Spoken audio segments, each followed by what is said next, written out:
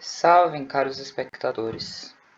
Nessa série de vídeos eu pretendo falar sobre simetrias de equações diferenciais, o que são essas simetrias e como elas podem ser usadas para integrar, ou seja, resolver as equações diferenciais. Eu suponho que vocês já tenham alguma ideia do que são equações diferenciais, por isso eu vou começar falando sobre o que são exatamente simetrias em geral. Uma simetria nada mais é do que uma transformação que não muda a forma. Sendo mais preciso,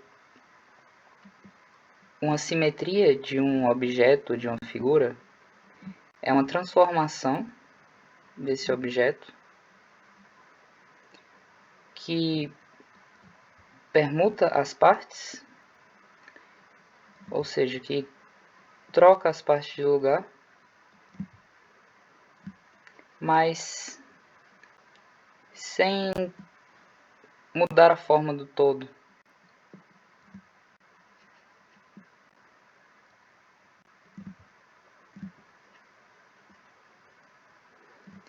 Então, consideremos, por exemplo, essa rosácea aqui. Ela tem uma simetria rotacional, porque eu posso girar a figura 60 graus, de modo que essa flor aqui vem parar nessa, e essa por sua vez vem parar nessa, e assim por diante, com esse ponto central aqui fixo, claro. E a gente vê que, embora as partes mudem de lugar, o todo continua igual. Uma outra simetria possível é que a gente pode refletir a figura através dessa linha horizontal. Então seria talvez uma simetria vertical. Essa flor aqui vai parar nessa. Elas trocam de lugar.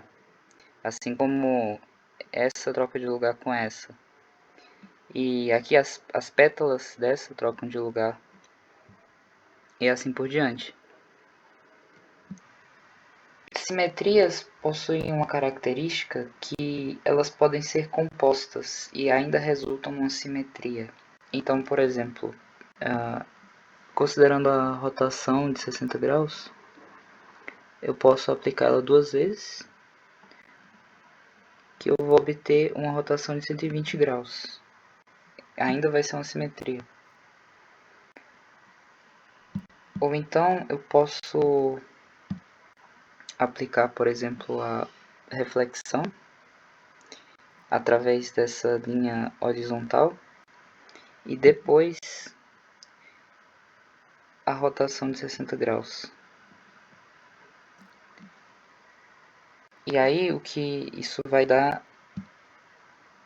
uma outra reflexão, só que através dessa linha oblíqua. E se eu compuser se eu combinar essas duas simetrias de todas as formas possíveis, eu vou obter exatamente 12 simetrias. Essas 12 simetrias, elas formam o que se costuma chamar de um grupo de simetrias. Então, as simetrias se juntam para formar grupos, e sempre que se pensa em simetrias, na verdade, se está pensando nos grupos que elas formam, mais do que nas simetrias individuais.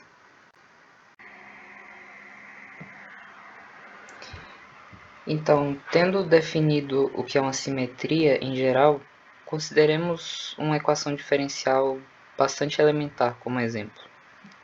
Aqui temos uma equação diferencial em duas variáveis de primeira ordem.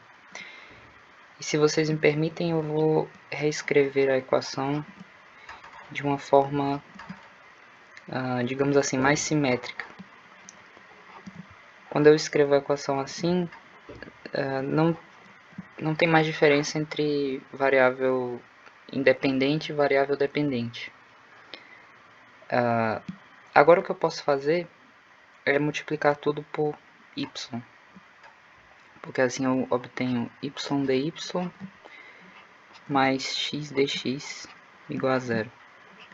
E agora, observem que as variáveis estão separadas e eu posso simplesmente integrar tudo para obter x² mais y² igual a uma constante, que eu vou chamar de a². Então a gente vê que as soluções dessa equação diferencial são círculos com o centro na origem. Essa passagem aqui, multiplicar por y,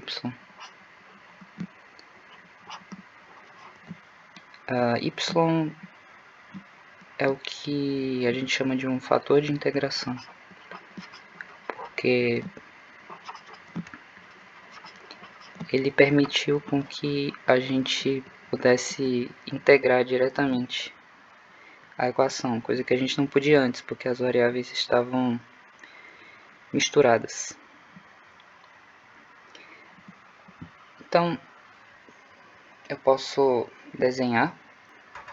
Aqui eu desenhei algumas soluções particulares da equação, alguns círculos, e eu quero mostrar algumas simetrias dessa equação e mostrar como que elas estão relacionadas com esse fator de integração. Mas nos termos que eu defini uma simetria, o que seriam as partes e o todo? O todo aqui é o conjunto de todas as soluções, e as partes são as soluções particulares. Então, algumas simetrias seriam rotacionais. Eu poderia simplesmente girar o plano ao redor desse ponto central, mas essas simetrias seriam de certa forma triviais, porque elas não permutariam as soluções particulares entre si. Agora, um tipo de simetria que não é trivial é que eu poderia ampliar ou diminuir o plano assim, desse jeito, de modo que é uma chamada transformação de semelhança. Eu posso escrever uma fórmula. Se eu pegar um ponto original com coordenadas x, y, eu posso levar ele num ponto com coordenadas x1, y1, onde x1 igual a t vezes x e y1 igual a t vezes y.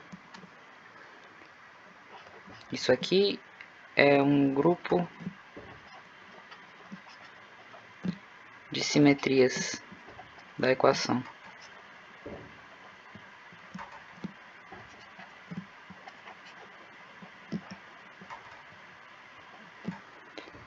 Ele é um grupo porque se eu compuser duas simetrias desse conjunto, eu vou obter uma simetria do mesmo conjunto. Então aqui, essas simetrias elas são especificadas pelo parâmetro t, que eu posso chamar de razão de semelhança. Então, se eu considerar outra semelhança, x2 igual a t1 vezes x1, y2 igual a t1 vezes y1.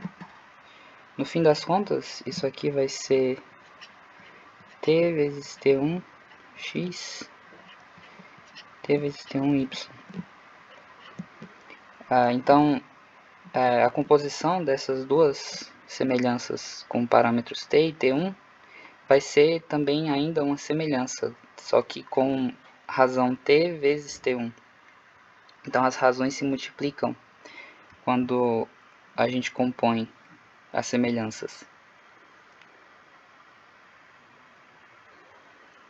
E aí para t igual a 1, a gente tem a chamada transformação idêntica, que é a transformação que simplesmente não faz nada.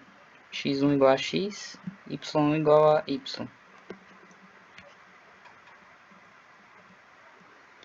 Mas se a gente acrescentar um incremento infinitesimal, ΔT, a gente vai obter uma chamada transformação infinitesimal.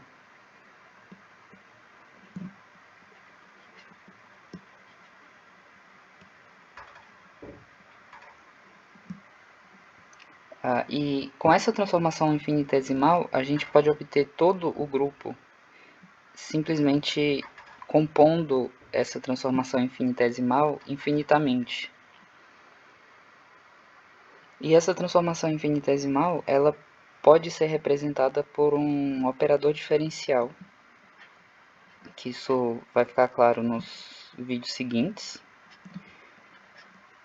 Mas esse vai ser o operador diferencial xd sobre dx mais yd sobre dy, que representa a transformação infinitesimal.